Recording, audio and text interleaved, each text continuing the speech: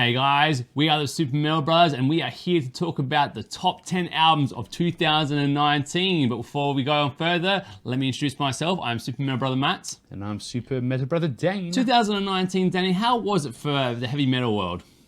I don't know. I think it was like consistent. But Yeah. It was nothing like ultra awesome and ultra terrible. It just felt like you had it's a bit more steady. And it was good for like die-hard fans because you have some bands like Slipknot and Tool. So these albums finally got released after such long. Well, not Slipknot, but Tool got released after such a long time, and Killswitch have come back, Opeth have come back again. So big names releasing big albums as well, which is good for the fans. It was definitely a year of mixed releases. Some of the big bands stepped up to the plate and released some tremendous albums, and some of the guys coming through the ranks really shone through and kept up their consistency with the albums. So we're here to talk about the best ones of the best, though, of 2010. The ones we like the most, it is a subjective list. So obviously your guys might not be on the list. But also this list is done from not only what we wanted to review, but what the fans wanted to review as well. So if your album didn't make the list and we didn't check it out, make sure for next year you let us know. Because we are more than happy to take it all on board. But in the meantime, let's talk about the best albums of 2019. And kicking it off from the very top is the Enflames album, The Mask. Now, this one does come a little bit lower, Danny, for the reasons that even though it started off completely strong and returned to form of what people love about Enflames, towards the end of the album, there's a little bit too much of the battles and the newer Enflames, which we didn't love as much, but didn't feel entirely misplaced either on this album. Yeah, so we're happy that these guys released something better than the Battles album, because that was not good at all. Again, it keeps with that sorrow and sadness and melodic nature of Enflames albums, so I thought it came back to what they were good and known for, so exactly 10, just scraped in there, number 10. It was catchy, it was melancholic, and it was a little bit of fun, so we were happy to see Enflames, the guys from Sweden, coming back and returning to a stronger form, where guys like Soilwork just came out of it, so congratulations, Enflames. Next up on the list is Opeth with Encorda Venom. Now, this album had two releases, one in English and one in Swedish, we imagine. Yeah. We did listen to the English version, but if you did see them in Australia, they did do their songs in Swedish, so they obviously considered that one there to be the official release. Is that right? They didn't... Yeah, they actually sang it in their native tongue. Then. But this album here was still a Opeth feel of an album, but also doing things a little bit differently as well. Well, we would love to see the Growls back into Opeth. This is their fourth album without it, but even though it didn't have it on there were still some great tracks here.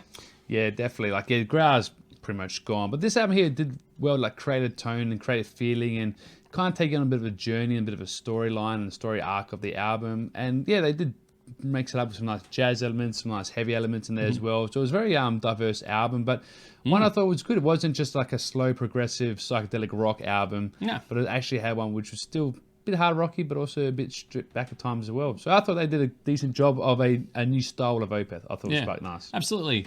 Coming in at number 8, we are looking at Killswitch Engage with the album Atonement. Now, this really does feel like maybe the band is self-aware enough to call it atonement for their past sins. Particularly, I would like to say the Killswitch album, the self-titled one that was later in release, and the one before this one as well, which we reviewed a couple of years ago, which in fact was just very stale and lacked a lot of personality that Killswitch Engage really are known for, incorporating so many different elements, having so much fun with it along the way. This album here is a rockin' good time. It feels like the rock and roll is back in this band, and there's a certain lust and energy and drive to write some pretty fun songs. And just to say, like, we miss the hell out of you, Killswitch Engage, and welcome back. Yeah, no, definitely right. They had we're a bit nervous when they released the ballad on the lyric video. We thought, oh, it doesn't seem good. But in the context of the album, it actually fit quite well and mixed the sorrow and the energy and the sadness and also the drive that some of the songs have in the past. Yeah. Problem with this album is just a bit too short. 38 minutes, it's a bit too short of an album. And it's also good to see some guest musos in there as well. Like Chuck Billy was in this one. And they actually had Howard Jones. And they had Howard Jones. It's good to see, a combination of the two. So great cover art as well. Yeah, if you've been dying to hear that metalcore with a slice of something a little bit, slice of lemon basically, then this is the band for you to check out. And if you're an old school Killswitch fan, make sure you see the album through to the end. My Wrath at number 7 with Shahili. This album here didn't catch us too off guard because I remember hearing My Wrath a couple of years ago and being like, wow, these guys have potential. These guys have got a Symphony X style about them in some aspects, a new metal approach to songwriting in others, but with a Middle Eastern sounding backdrop with instrumentation. And if that doesn't make you curious, then I don't think that this band is going to be your cup of tea. But Danny, it certainly was ours. Yeah, and I was quite surprised with this album. I only heard 1 or 2 songs in the past on the full album. And you're right, they have all the great elements of progressive rock, bit of power metal, bit of just hard rock in there.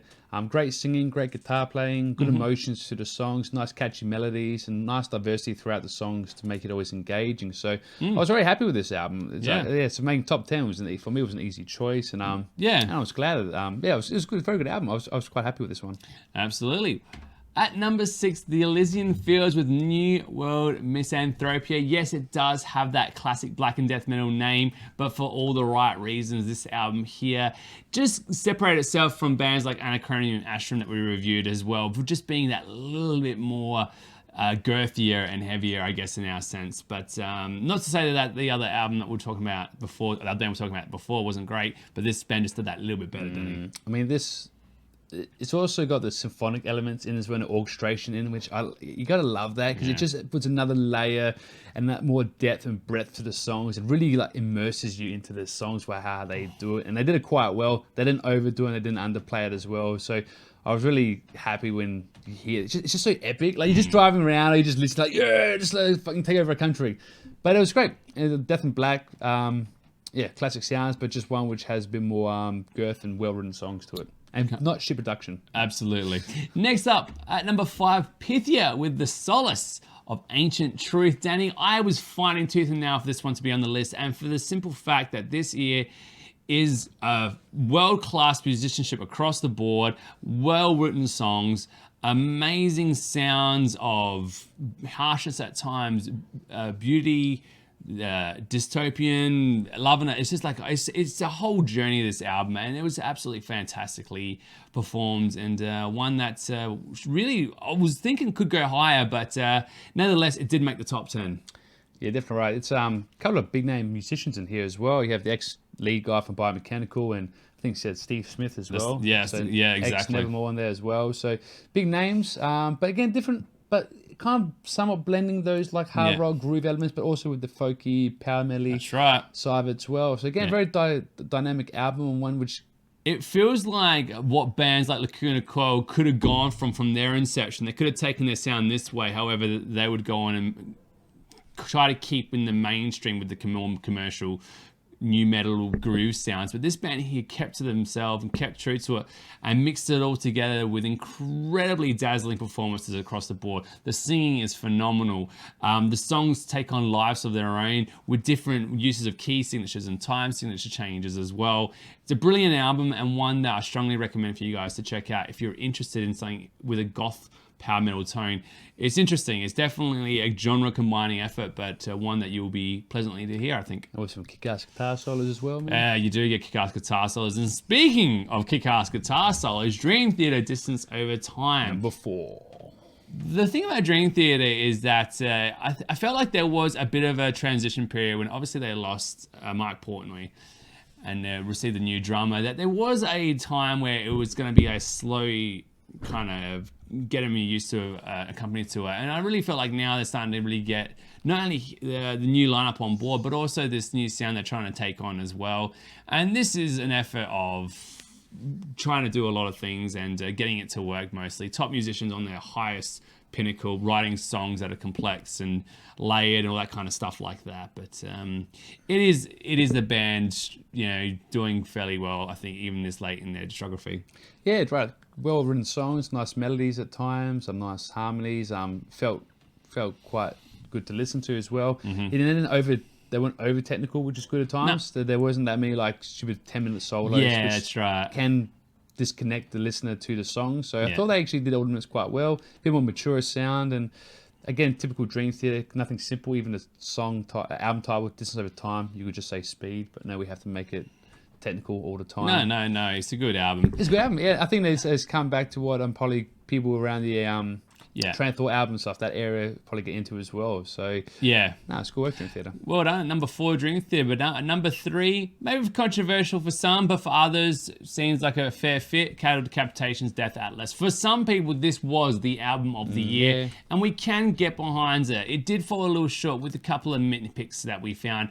However, this is a tremendously well put together album, produced album, and everything from the front cover to the lyrics to the music all suits to fit around a theme, which must be given credit for, because the easy method right now in our current society is to write songs just to keep relevant, just so you're always in the forefront of people's minds and hearts and energy, whatever, because that's the way it is. It's very disposable with the Facebook and all that kind of stuff. But this band went on to create a juggernaut of an experience with this album, and for that, they should be really commended. For some people, it's the best Cattle Decapitation. For some, not so much, but for us, definitely in the top 10, Danny. Yeah, exactly right. I think what they did well, like with the whole themes, they had. We explain more in our actual review of it, but they had the kind of instrumental sections which were kind of talking about the decay of the earth and how they changed that, the way it was spoken, the way it was delivered, and all like then came to a climax at the end of the last track, which is the Death Atlas song, which also did quite well explain the message. So for like a death metal album to like actually have a theme and concept which comes across quite easily and quite well. It was done. It was fantastically done. Yeah, so I think there's so many different layers in this album, which makes it such a great album. Not just because it's kick-ass and heavy, but also like the layers and the message and how it's written and sung and spoke. All that adds to a quite good album. No strangers to this channel will not be too surprised with number 2, but they might be surprised that it did only come number 2, and that is Flesh God Apocalypse album Veleno. Now, this album here is tremendous. The band is phenomenal. It is probably, to be honest, symphonic death metal's best band at the moment. I honestly believe that they haven't written a terrible album ever. Their albums are getting stronger and stronger, and we thought King was one of the best albums that we've heard up until that time. Then we heard this absolute beast of an album, and we're still dazzled by it. Not only the performances across the whole board, especially with the shift from the drummer being now the guitarist. Oh no, amazing! But we've also got these incredibly complex songs, well written and story told. It really feels like now there's a certain brutality being stripped back, even though it still was brutal, for more of a storytelling process and for more organic nature of swells and certain instrumentation, even certain sections like intros to certain songs, particularly I think track 2 or 3, where it's a little even happier to give that even more of a fall when it becomes into the song as well. It's just a great album. These guys are incredibly passionate about their music and their songwriting, and every single drop of this album really you can tell, honestly. Yeah, and they're bringing the classical elements and the opera back to the stage, more theatrics to the stage, which is all part of their show. Their sound's completely separated, even though it's symphonic metal. It is completely symphonic death metal, I should say. It's completely separated from any other band out there, and they, to be honest, they're probably the best at it.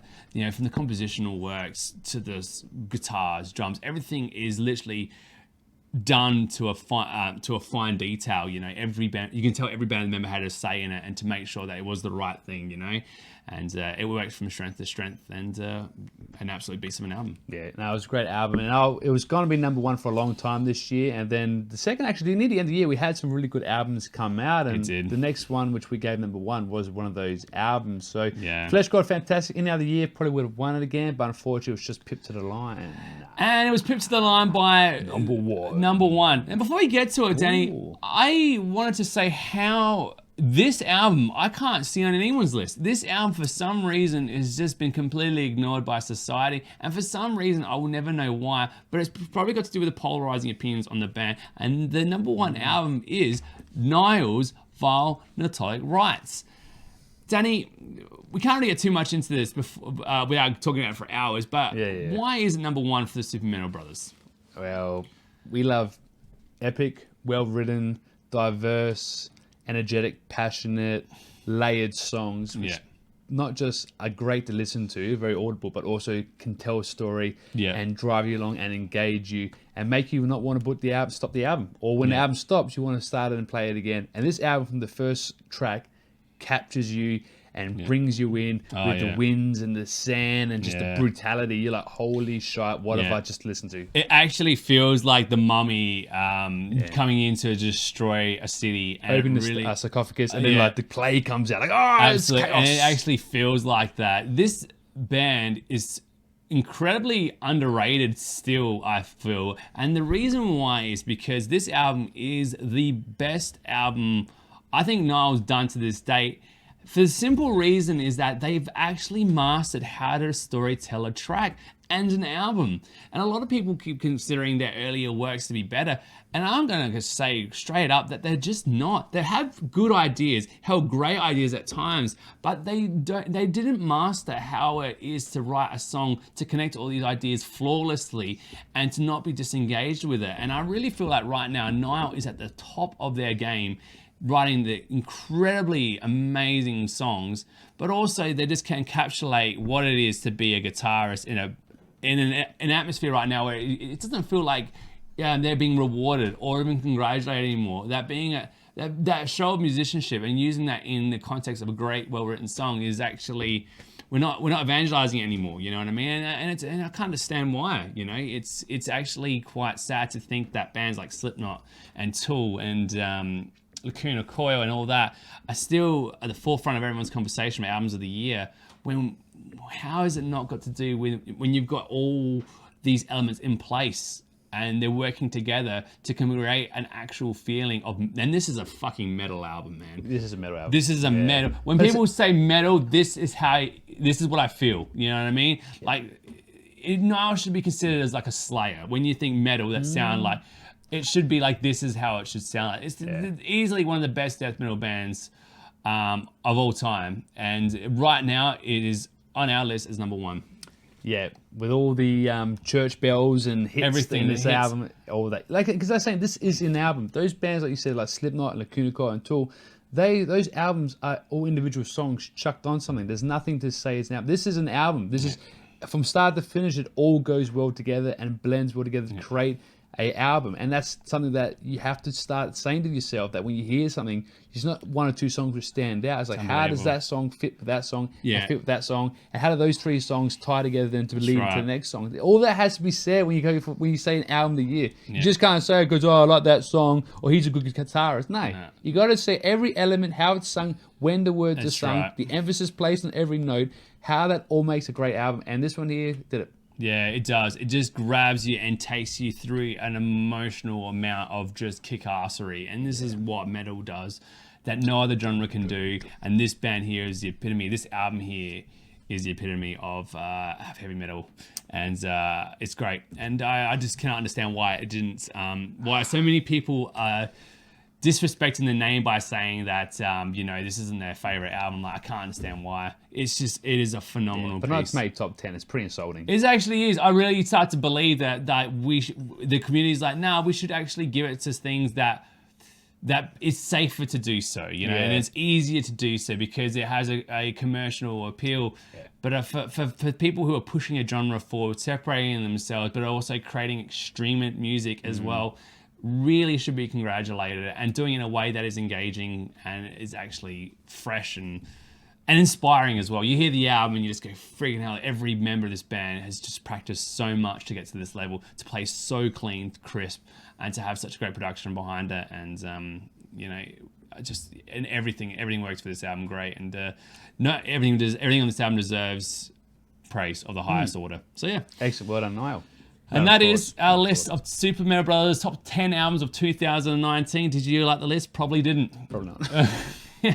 It's this list was purely done by the 50 or so albums we reviewed this year, and the best of the best we felt like made this list. And if you guys didn't have your album on it, maybe we didn't check it out. And for that, if you want it, leave us a comment and for next year, or send us a link, and we'll do your album that you want us to do. But in the meantime, that is 2019 done and dusted for the best albums. Yeah, and thanks everybody for listening, and for those who recommended songs for us to check out, albums for us to check out, we appreciate it. And thanks for the people who've subscribed, and if you share it with your friends, get it around there and see more subscribers, it'd be fantastic for the new year. But stay tuned, we'll be doing it again this year, and all the best. Until next time, I am Super Metal Brother Matt. I'm Super Metal Brother Dane. We have been the Super Metal Brothers. Thank you guys so much for checking us out. We'll see you in the next video.